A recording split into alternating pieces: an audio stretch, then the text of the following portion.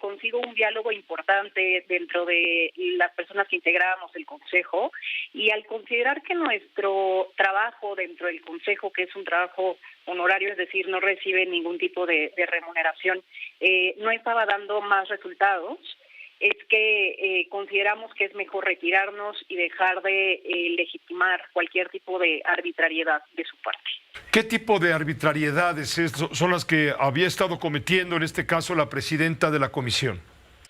Pues mira, a lo largo del tiempo, 2 años que estuvimos ahí, o casi 2 años, hemos estado presentando comunicados públicos, es decir, no es novedad lo que te voy a decir, pero, por ejemplo, una de ellas es que a pesar de que se le aconsejó de manera muy puntual por todas las personas que integramos el Consejo que interpusiera una acción de inconstitucionalidad en contra del paquete legislativo que perpetuaba la militarización en su momento, que iba a ser presentado por el presidente, ella hizo justo lo contrario y además emitió un comunicado en donde defendía ese paquete legislativo de manera política y sin ningún argumento jurídico con el cual pudiera defender su decisión. Ese es un ejemplo.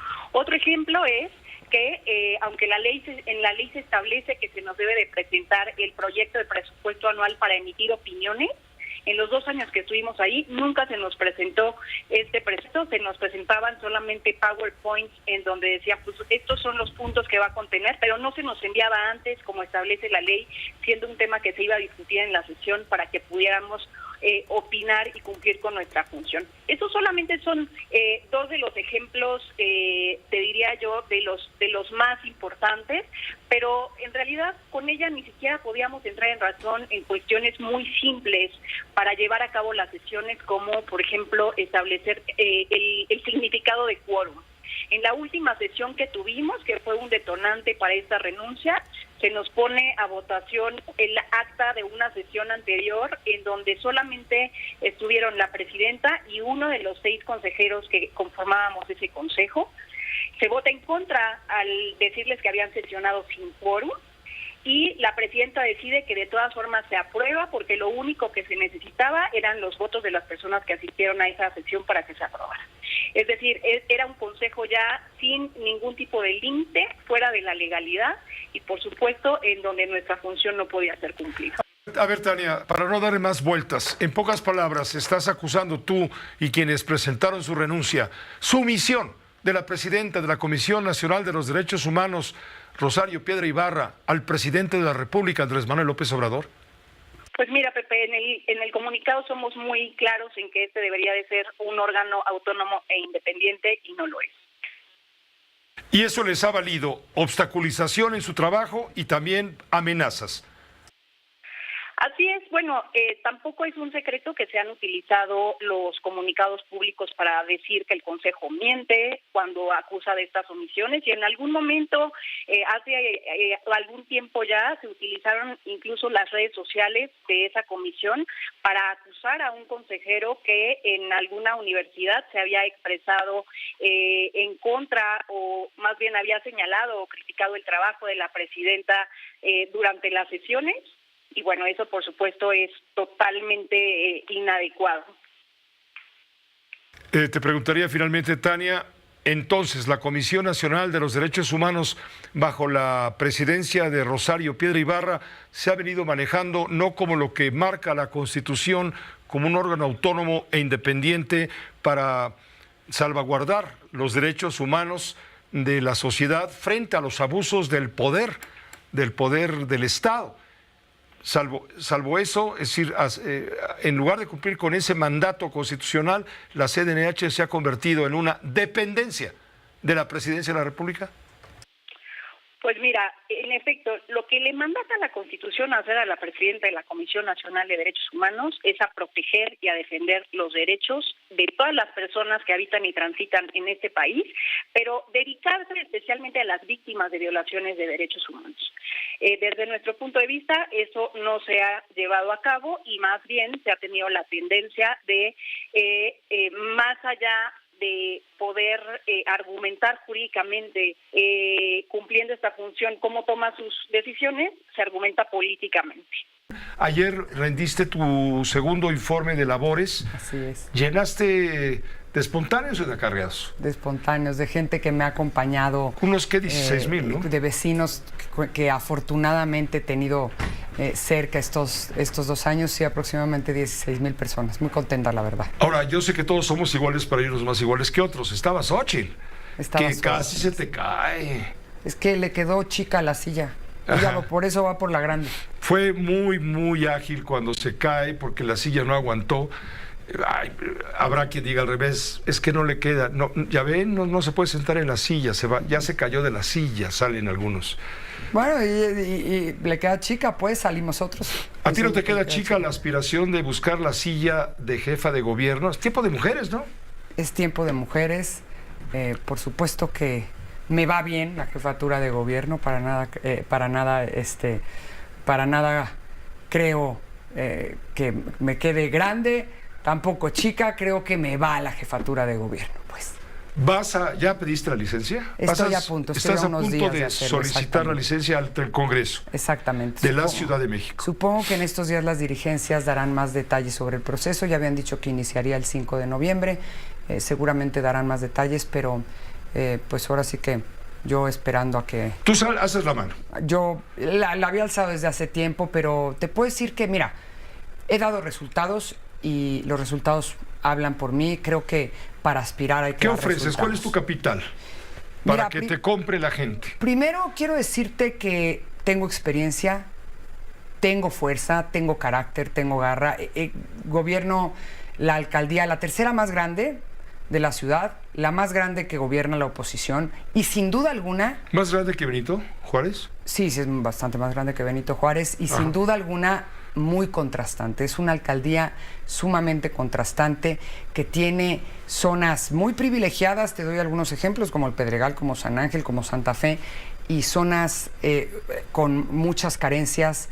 Entonces eso la hace, además de una geografía en la que literalmente hay infraestructura que cruza ríos y barrancas, pues es una geografía muy compleja y esa experiencia me ha, sin duda alguna, permitido ver los principales temas, los principales retos de la ciudad y también me ha permitido dar resultados. A mí me entregaron, Pepe, una alcaldía hecha a pedazos. O sea, no me entregaron una alcaldía que llevara años de estar bien gobernada, me entregaron una alcaldía patética, que está tan mal gobernada como está ahorita Campeche. Pues, te entregó. Sí. Correcto. Nada más ve cómo está en Campeche el tema de seguridad. ¿Hay delito que perseguir? Bueno, pues yo he hecho muchas denuncias, incluso la última vez le presenté 6-7 denuncias sobre desvío de aproximadamente 120 millones de pesos, pero la fiscal carnal no ha hecho nada, no ha investigado absolutamente nada, le dieron carpetazo. He presentado también actas ante la Contraloría de la ciudad, pero no han hecho absolutamente nada. Ya ves que aquí persiguen a la oposición, no persiguen la corrupción. No la han tocado.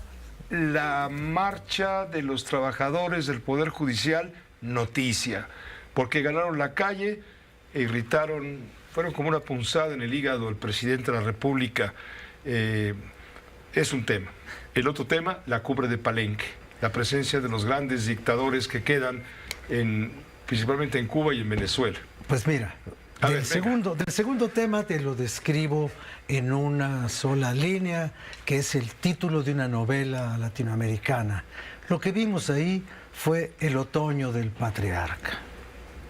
Eso fue lo que vimos. Una reunión que no tenía sentido, que no tuvo absolutamente ninguna importancia ni ninguna solución. Fue una reunión obviamente comunista, pero no comunista por la doctrina o por la descendencia del marxismo, comunista porque además repitieron lugares comunes, puras bobadas. Fueron a hacer arqueología turística, fueron a ver pirámides y a comer, como dice en Chiapas, a comer chompipe con arroz, o sea, guajolote con arroz. Una reunión en la que todo es echarle la culpa a los Estados Unidos, con gente incapaz de administrar un país como Maduro o como Díaz-Canel, y ya no se hable de la pobreza de los haitianos, y México queriendo presentarse como un líder continental, dando recetas de cosas que aquí no han servido para nada. Entonces, bueno, una sola línea de esto. Dice, México propone enfrentar conjuntamente la realidad migratoria bajo el enfoque de derechos humanos. ¿Cómo puedes hablar de migración y derechos humanos cuando matas en un incendio a los venezolanos que estaban ahí encerrados? O sea, tú no puedes asesinar a 40 personas y hablar de derechos humanos. Es uno de los muchos. Habla de la gran farmacia latinoamericana, el mercado latinoamericano de las medicinas, cuando aquí no puedes ir a la botica, ¿no? Porque aquí no hay nada. O faltan muchas cosas y la megafarmacia no existe. Entonces fue una reunión de parloteo, de rimbombancia, de frases huecas, de frases hechas. No sirve absolutamente para nada, como no puede servir para nada algo que se prepara y se resuelve en 4 horas. No se puede. Y por la parte de lo que es la protesta de los trabajadores del Poder Judicial, el tiempo no actuó nunca en favor de ellos, porque el sábado hubo una enorme cantidad de personas en la calle, en el centro de la Ciudad de México, en la Reforma y toda esa zona que se usa para los desfiles de cualquier cosa, catrinas, alebrijes, todo lo que estuvo pasando entre sábado y domingo, y junto a esa enorme cantidad de personas en la calle, lo que hicieran los que están protestando por la violación de sus derechos, se iba a ver minúsculo. Como se vio una marcha pequeña, si la comparamos con otras marchas opositoras, como la marcha rosa, aquella que movió a 400 o 450,000 personas, ahora no hubo ese arrastre. Pero que no tenga arrastre no quiere decir que no haya existido y que no tenga un significado. Para llegar al punto en donde habría que ver cuál es en este momento el balance que haces tú después de estar observando el conflicto que dura ya poco más de 15 días, 16, 17 días. Exactamente. Mira, el balance es más incertidumbre en 2 semanas. No hay ganadores, no hay perdedores. No hay ganadores, no hay perdedores. Hay perdedores. Los que mueren y los familiares de los que mueren y los familiares de los rehenes que mantienen cautivos en la Franja de Gaza. Fausto, y la verdad, por Dios. Y la verdad, que la guerra es, de alguna manera, pues se carga la verdad. Es decir, no hay a quien creerle, ¿no? El tema del hospital es un ejemplo claro en donde la primera reacción es Israel. Obviamente es Israel. Pero esa obviedad se va disipando cuando hay información, cuando hay investigación, y entonces no sabemos qué pasa. Lo único que sabemos es que esto se está deshumanizando. Lo único que sabemos es que esto se ve a través de ojos dogmáticos, ideológicos, la izquierda radical. Dogmáticos, los que ciegamente apoyan la causa palestina, sí, exactamente. Los que ciegamente apoyan la causa judía. Sí, lo vemos en las calles, en todas partes del mundo. Difícilmente hay vínculos entre ambas partes en donde digan, queremos humanidad, queremos que esto no se salga de control. No es un partido de fútbol, pero ya se salió de control, Fausto. Bueno, sí. Estamos hablando de 6,400 muertos. Sí.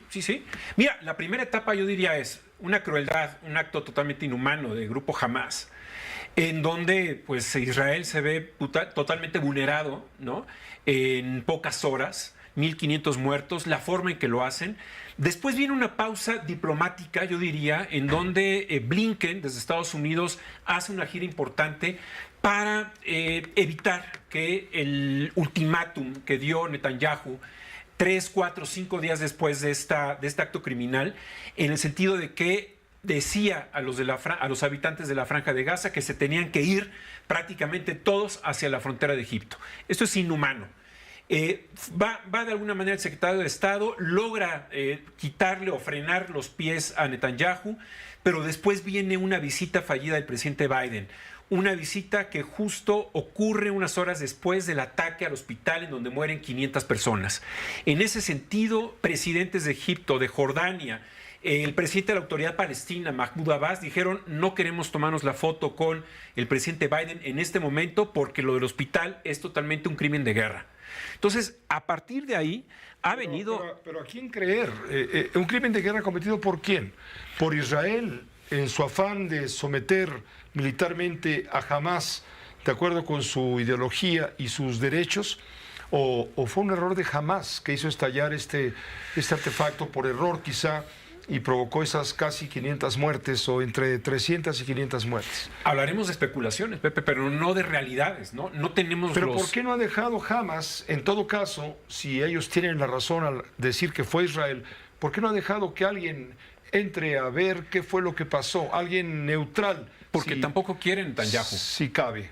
Tampoco quieren Netanyahu una investigación a profundidad. Ojalá que ambas partes permitieran esa investigación de Naciones Unidas, gente experta en armas, en misiles, para que hagan un diagnóstico de qué fue lo que ocurrió junto al hospital o en el interior del hospital. Eso seguramente se tendría que haber dado, pero lo único seguro, y lo que yo te venía diciendo es, se ha desencadenado en este problema en términos diplomáticos en la región y ha puesto los pelos de punta a varios presidentes porque ya se está extendiendo. Exacto, amenaza con extenderse. La intervención de Irán, la intervención de Irak, la intervención de... Bueno, Egipto, Jordania, obviamente los Emiratos Árabes, Qatar, el profesor que degollan en Francia, los objetivos blancos que fueron en Irak de Estados Unidos, que fueron totalmente, dirigidos algunos cohetes en contra de ellos. Ya la embajada de Estados Unidos en Irak está siendo evacuada precisamente.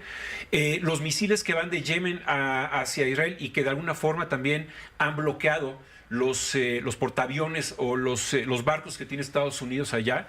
Es decir, se está extendiendo o hay algunas palabras, frases de políticos de la región que están de alguna manera provocando este posible escalamiento peligroso que en donde nos va a llevar es un terreno totalmente desconocido, sobre todo para encontrar una luz al final del túnel. Yo creo que lo peor en este momento es que no haya un solo mediador, una sola persona, un solo político que de alguna manera pueda contener por una parte a Netanyahu en Israel, que es un primer ministro durísimo, presionado internamente por su gobierno y que de alguna manera tiene, y hay que decirlo, las ganas de vengarse. Y esto hay que tener mucho cuidado porque hay crímenes de guerra que posiblemente se le puedan revertir a él en algunos años más. Y por otra parte también a Hamas, que también de manera indiscriminada y de manera tramposa, muchos de los escudos humanos los esconden debajo de hospitales o al lado de... Sorprende, una tercera parte de los argentinos votaron por el verdugo, que ha... ¿Por qué verdugo? ¿Porque era el secretario de Hacienda? Sí, es el ministro de Economía. Es de alguna manera... Massa. Exactamente. La inflación la tomó, la deja, o está más o menos mensual, un 12%. El peso argentino lo tomó cuando entró hace 2 años como ministro de Economía en 600 pesos y ahora está sobre los 1,000 pesos. Sí, es decir, es como si en México la gente votara por López-Gatell y se convirtiera en presidente de la República. Es increíble cómo el populismo tiene la capacidad de reinventarse, la capacidad de alguna manera de entregar dinero. Es decir, Massa compró votos con dinero, hay que decirlo, 12 programas sociales en un mes, perdonando impuestos, dando dinero, bonos a pensionados. Es decir, el helicóptero lleno de dinero lo empezó a disolver a sacar en todo el país. Y por otra parte, un loco, hay que decirlo, Milei es un personaje que habla con los perros muertos, que de alguna manera... creo que votó el miedo también en contra de él, sí, porque si tú comparas los votos de ayer frente al de hace 2 meses en las internas primarias, prácticamente tienen la misma cantidad de votos, no creció, y yo creo que la gente también tiene miedo de entregar el poder a un personaje que promete dinamitar el Banco Central argentino. Es la extrema derecha populista. Es la extrema derecha que quiere combatir al Estado. Pero la tercera en discordia, que no va a estar ya en la segunda vuelta, es una mujer. Sí, y esa mujer dice, ni ciega, ni sorda, ni muda, ni coja, ni manca, iría a votar por el peronismo. Exactamente. Son los macristas, el partido de Macri, exacto, que de alguna manera tiene también muchos pleitos con la izquierda de Kirchner. Entonces va a ser una confrontación interesante porque 2/3 partes votaron en contra del peronismo, en contra de Massa. Si esos 2 partidos se suman, se alían, prácticamente ganaría la presencia el señor Milei, que de alguna manera sorprendería también por la gran locuacidad que tiene su personaje. No es es un outsider de la política, ¿no? Bueno, en el caso de Massa, él es, digamos, simpatizante de la 4T. Sí. De alguna manera hay cercanía, ¿no? Hay cercanía, porque es la cercanía con el presidente Fernández. Los argentinos ayer votaron por Massa, votaron por la corrupción. Es decir, el kirchnerismo está de alguna manera ahogada en corrupción. Ajá. Ya no tendría que tenerle confianza a la gente a ese partido, pero se la dio. una tercera parte, insisto, no es la mayoría. La segunda vuelta va a cambiar radicalmente la lógica del voto. Vamos a ver, ayer prometió ya Milei en su discurso que dio en la noche que va a ser más moderado. Yo sinceramente no lo creo. Está bien que de alguna manera trate de depurar un poco bastante la corrupción y el Estado, pero si no hay Estado, no hay Estado de Derecho. Entonces quiere reducir a la mínima expresión el Estado Milei, y eso también va en contra del Estado de Derecho. Te pido por favor revisar rápidamente, de nada más subrayar, Cumbre Palenque. Mira, es triste, Pepe, que en este país ya no tengamos memoria, que de alguna manera hemos perdido la sensibilidad porque hemos recibido a México a un personaje que es señalado de haber cometido crímenes, posiblemente crímenes de lesa humanidad. Y esa investigación la hizo una persona que no puede ser acusada de derecha ultraderecha. La hizo Michelle Bachelet cuando dirigió el área de derechos humanos de Naciones Unidas. Con un grupo independiente, autónomo, hizo la investigación y sí hay pruebas. ¿Por qué se le llega a ofrecer y darle la bienvenida a este personaje igual que a Díaz-Canel? Pero de alguna manera llama mucho la atención. ¿Te refieres a Maduro? Sí, Maduro, Nicolás Maduro, es de alguna forma un personaje que totalmente arrinconó a la oposición. En el 2019 reprimió a la oposición, hubo muertos en las manifestaciones en Caracas y aquí se le recibe con huevitos, sándwiches y se le recibe con... Te hago una pregunta, ¿por qué prefiere el presidente de la República dialogar con dictadores y no con los trabajadores? En este caso del Poder Judicial. Porque yo creo que de alguna forma está más acostumbrado a llevarse con gente que no respeta las constituciones, es decir, no respeta la ley, ni Díaz-Canel, ni Maduro. Haití es un estado fallido.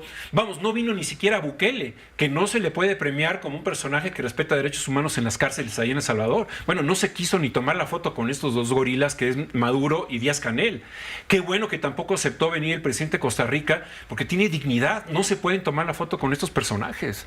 Si perdemos la noción, la sensibilidad de que estos personajes son represores y socavan cualquier indicio mínimo de democracia, pues entonces estamos perdidos. Gracias, Fausto, como Gracias, siempre. Pepe. Es un placer escucharte. Gracias a ti. Se aprende mucho contigo. Gracias. Un aplauso breve.